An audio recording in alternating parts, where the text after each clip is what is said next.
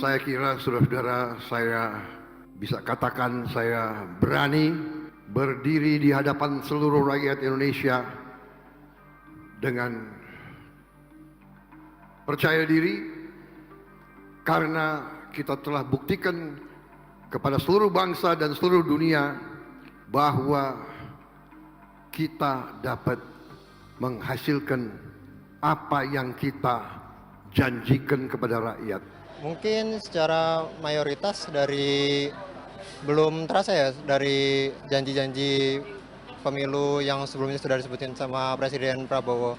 Mungkin besar harapan saya untuk beberapa tahun ke depannya sampai akhir periode janji-janji tersebut bisa terwujud. Kalau tahun ini sih ya lumayan bagus ya, karena kan banyak korupsi yang kebungkap ya. Kerja sih udah ya 80% lah ya, bagus lah.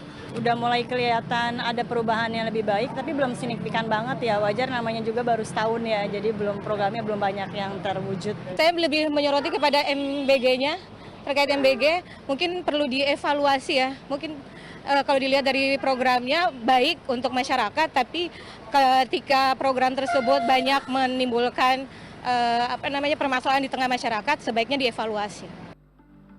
Pro dan kontra mewarnai 1 tahun kepemimpinan Prabowo Subianto Gibran Raka Buming Raka di Indonesia. Beragam program unggulan secara bertahap terus diluncurkan oleh pemerintah seperti makan bergizi gratis, sekolah rakyat, koperasi desa merah putih, hingga perumahan rakyat. Dalam diskusi media 1 tahun Prabowo Gibran yang digelar oleh Forum Masyarakat Peduli Parlemen Indonesia atau Formapi pada Minggu siang di Jakarta, beberapa hal menjadi catatan penting dari pemerintahan setahun ke belakang. Di antaranya, tata kelola pemerintah yang tampak tidak terkoordinasi dengan baik dengan kebijakan yang kerap berubah, seperti kenaikan tarif PPN 12% dan distribusi LPG bersubsidi beberapa waktu lalu. Peneliti senior Formapi Lusius Karus juga menyoroti tak adanya oposisi di pemerintahan Prabowo yang membuat parlemen atau legislatif gagal menjalankan tugas sebagai penyeimbang pemerintah. Kalau pemerintahan Prabowo cenderung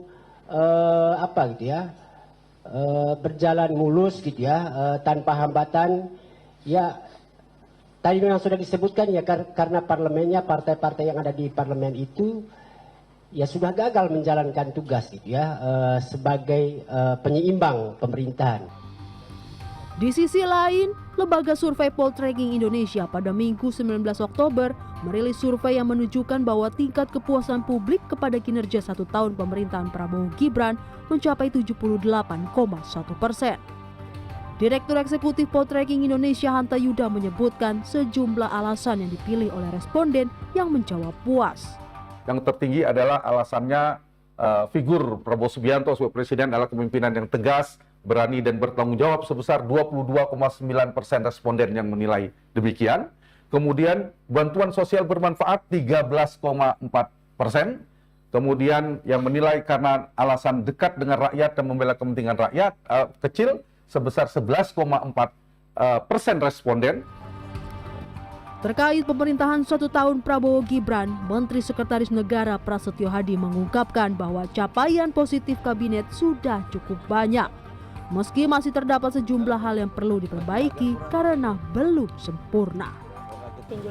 Banyak lah, kan catatan positif dalam artian prestasi selama 1 tahun tentu banyak sekali. Tapi juga ada beberapa catatan perbaikan yang memang juga harus menjadi fokus kita untuk kita perbaiki. Pemerintah juga mengamini bahwa 1 tahun kebelakang tentu belum sempurna. Masih banyak pekerjaan rumah yang menanti Prabowo Gibran ke depan.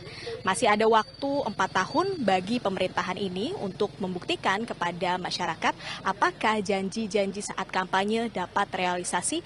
Dari Jakarta, Nabila Putri, Imam Muhairib melaporkan.